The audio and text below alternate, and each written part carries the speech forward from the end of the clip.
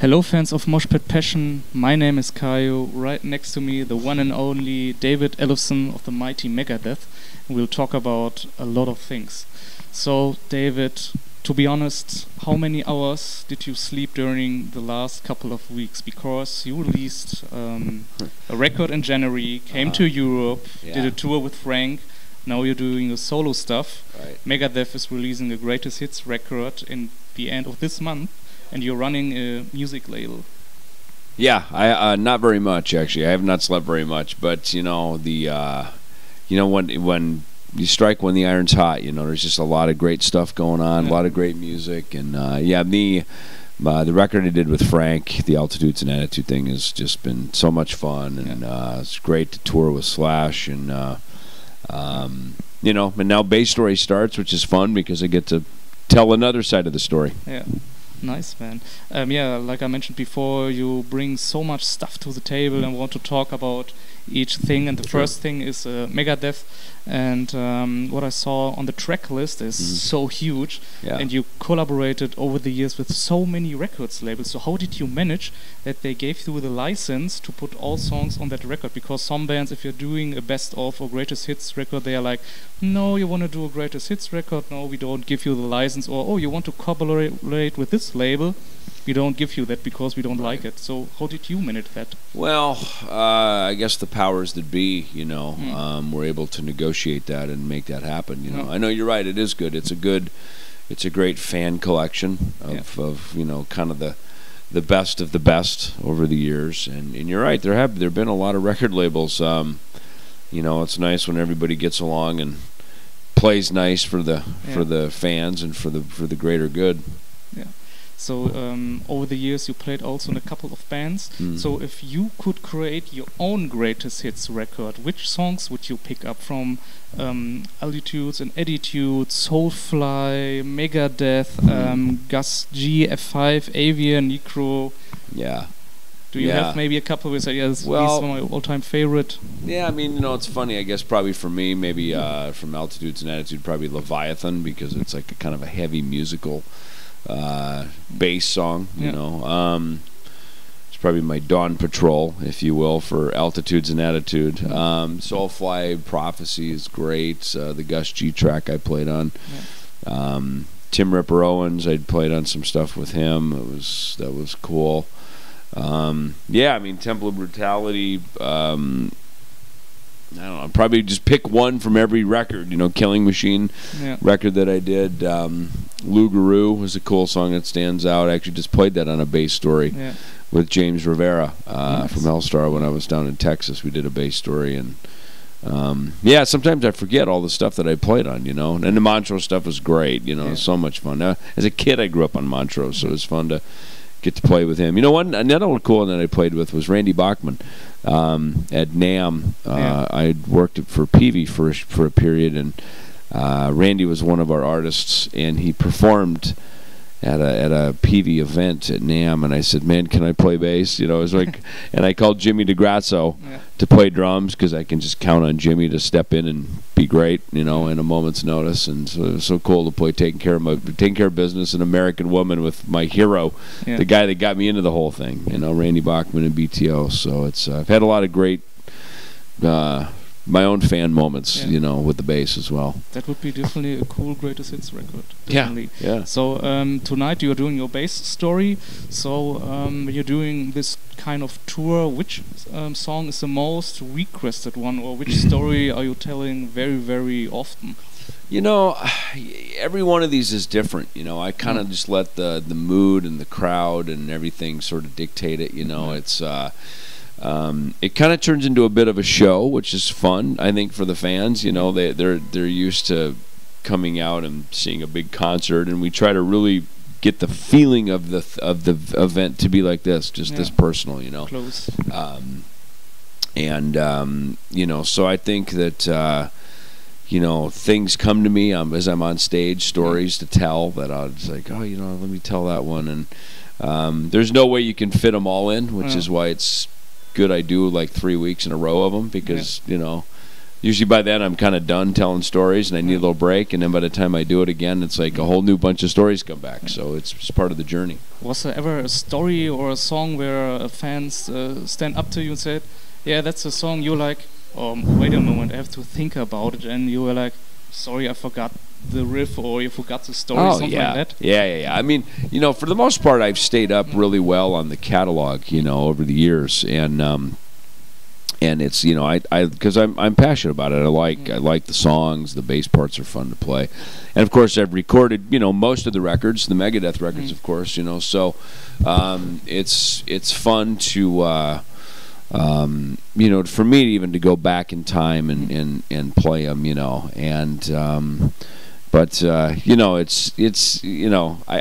I don't remember every little nuance on a moment's notice always, you know what I mean? So I try to do my best just playing, and also it's as much talking and dialogue, as it is even playing, That's cool, man. So stick to the fans, stick to the bass. Yeah, definitely. Exactly. Cool. Yeah. And I want to talk to Altitudes and Attitude, because unfortunately the concert in Bochum was cancelled a couple of weeks ago. Oh, right. Do you have maybe future plans to come back to Europe? Yeah, actually we do. What happened was we had a handful of there was just a scheduling conflict with that, and I think we'll be able to come back and probably make some of those up, which would be great. I mean, there's already some plans now for the fall for us to come back, and our real goal was to get the thing launched and off the ground, and which we did, and I think in a pretty big, cool way. Yeah, definitely. And now that it's up and running, now we'll be able to keep it going and come back and keep playing. Yeah. So in the past you worked with all kind of bands and artists, and now for this project with Frank from Anthrax. And how would you say, or what did you learn musically, personality, when it comes to songwriting or the recording process, where you said, Madame, Frank is so amazing, that's something like a gift that give my bass experience, musical experience on a new level, something like that? I think any time, it's just like a conversation. Music is a conversation. And sometimes you talk, sometimes you listen. And I think that's part of the interaction. And, sometimes my role as a bass player is to just be an accompaniment and help support someone else's song. And then there's times when I'm the one who needs to speak. I need to bring in my own either part, a lyric, a melody, and I think that it's my favorite ones are when it's collaborative between people. Not all of them. I mean, sometimes you're just there to play for someone else and be there to play their song, and that can be just as fun too. Sometimes it's fun just to play to someone else's material. But it's nice, and I think maybe with the bass is a instrument that allows me to be both an artist and a creator, as well as just be a performer, just be a backing accompaniment. So it's kind of a cool role that I get to have. Nice.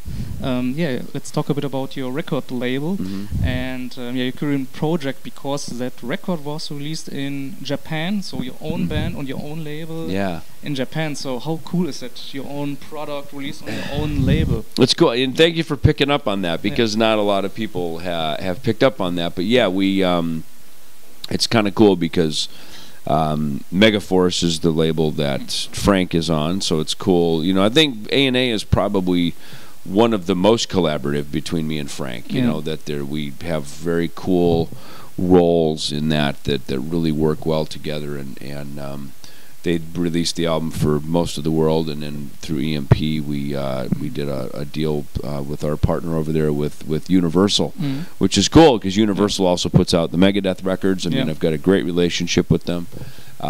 For EMP we put out a Mark Slaughter record over there, now the Altitudes and Attitude record.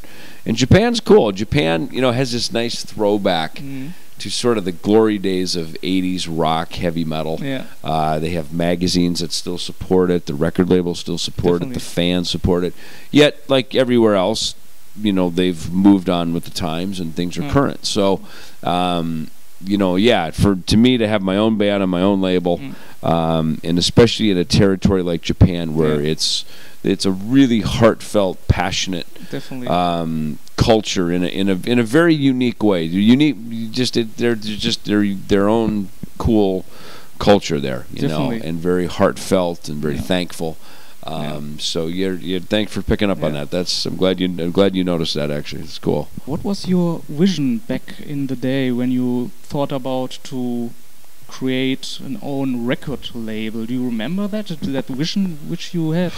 You know, I think it started when I was working at Peavey. I was at the NAMM show, and people started coming up to me around 2006, 2007, 2008. A lot of people started coming to me saying, "Man, you should have a record label and you should manage bands." I was like, "Oh God," to be on the other side of it, because I know what a pain in the ass artists are. Ungrateful, you know, more for me, me. You know, and then you do something for an artist, and they're the first to forget and be thankful, you know, very thankless. And I know, because I am an artist, and I try really hard not to be that, but you know, it's a weird role when the spotlight is always on you. You know, and you get used to everybody doing everything for you, and it can be not a healthy role at times. So as a record label, I thought the same thing. It's like. But I thought, you know, if I can have a position as a record company where I can help put records out for people, and you know, again, it's a different time, and I just be very clear with people, say, look, obviously you can't be doing this for money. I mean, you have to really be doing this for passion, and I think we've got a good roster of people that, you know, the rules don't change whether you've been in the business for a couple years or a couple of decades. You know, you really have to be willing to go out and work. I mean, look at me. I mean, you know, I've won a Grammy. I've got a garage full of gold and platinum records. Those are great accolades for the past work. But life moves forward, you know. And to me, there's always, what am I doing today? You know, what's coming down the pike tomorrow? And you know, I guess there's no resting on your laurels, you know, and I love creating. I love these collaborations that always seem to happen, you know. So to me, the record company is just as much of a collaborative effort as being in a band. And if I can help artists put out records, and for the, I mean, you have it in your name, Moshpit Passion, you know, for the passion of the music, then hey, then let's do it. I have had a couple artists they were kind of a pain in the ass, and I was like, you know what, get out of here, goodbye. Like, I don't want to. I don't need the hassle. I don't need the headache. So if we can work together, then it's great. I think our deals are very fair. They're you know, I'm not here to take people's money. You know, I'm not here to do that. I'd rather not have a record company than get into those problems. So to me, it's a platform to continue to help help artists and help our genre of rock and roll keep moving forward. That's cool, man. What I also saw on your record label, it's always building, searching people who want to collaborate. For instance, here in Europe, I think you're collaborating with Cargo Records and E1 Music or Entertainment. Which bring in, of course, your music here. Right. And I saw on your Facebook page that you are collaborating and doing a sponsorship with Master Sounds Tampa and the Music Network. Can you explain us what this is? Well, you know, we've always had, first of all, as a record label, you need distributors. So we have, like you said, E1, and Amped Music is now our distributor over in the U.S. We partner with Universal. So we're always looking for partnership, you know, for distributors. You know, one of the hardest things about the label thing is working internationally. You have to really have partners that understand their territory, how to market, sell records, how to connect an artist to their fans. You know, because to just make a vinyl or a CD and stick it in a store, if you and I don't know that record is there, you know, we're gonna walk into the store and just miss it. You know what I mean? So being able to really, you know, make a fan be aware of their artist, you know, that they have things available. That's the biggest trick, and we mostly hit the mark. I mean, you can't hit it every time. But so we're always constantly changing. We're even partnering sometimes with different management companies. We started the Ellefson touring agency, ETA, which I thought was kind of a clever name. My partner Tom helps come up with a lot of this stuff, but it's great because he's boots on the ground. He's very connected to the street, and he's obviously there's no way I have enough hours in my day to be able to do all this, and to me that's what it is. It's always about partnership, like none of us are a solo project. We're all just like a band. Definitely. Everybody has a role in order to get that song up onto the stage, and it's the same way in business.